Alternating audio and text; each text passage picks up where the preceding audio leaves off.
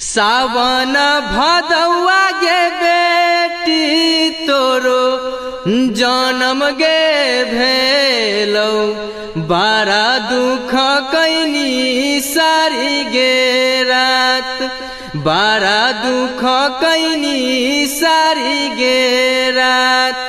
सासू मोरा सुनलन गे बेटी पोती जन्म गे भेलै, ठोकी लेलन बाजार गे केवार, ठोकी लेलन बाजार गे केवार।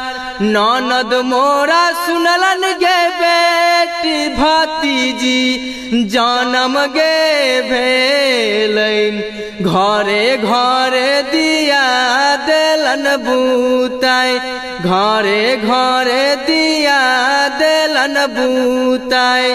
स्वामी मोरा सुनलन गे बेटी बेटी जन्म गे भेलै, चली गेलन बीजू बन गे जंगल, चली गेलन बीजू बन गे जंगल। जेठरे बैसखबा गे बेटी बेटा जन्म गे भेलै, बारा सुख कैनी सावन भदौआ गे बेटी।